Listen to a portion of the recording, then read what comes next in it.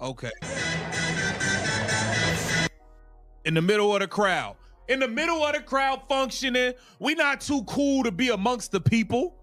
We're not too good to be amongst the people. Look at that setup. All right. That's not an arena. That's barely a high school gym. And yet Caitlin Clark just walked into West Virginia and turned a Butler Bulldogs tournament game into the hottest ticket in the state. We're talking about a WNBA player sitting courtside in what looks like a community rec center, and suddenly it's the most talked about basketball event happening that day. The Caitlin Clark effect isn't slowing down. It's expanding into places that have never cared about women's basketball before. 20 years apart, two Miss Iowa basketball winners. And the broadcast crew is treating this like a reunion special because that's what Caitlin Clark does now. She shows up somewhere and the entire production shifts to accommodate her presence. The commentators aren't just acknowledging. She's there. They're building the broadcast around her. From Dowling Catholic to the University of Iowa to the Indiana Fever, her career trajectory has turned into appointment television regardless of whether she's actually playing. But here's what makes this moment significant. This isn't a WNBA event. This isn't even her alma mater.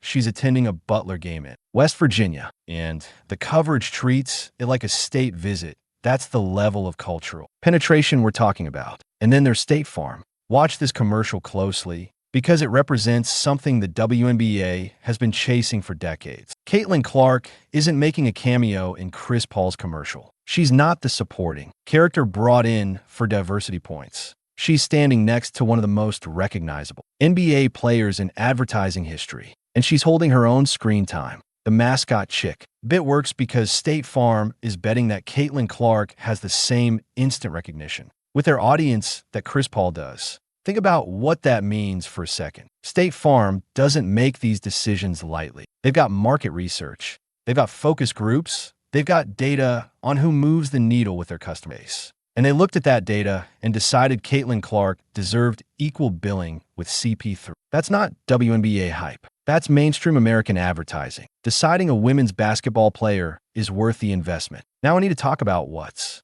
happening while Caitlin Clark is taking over State Farm commercials in West Virginia gyms.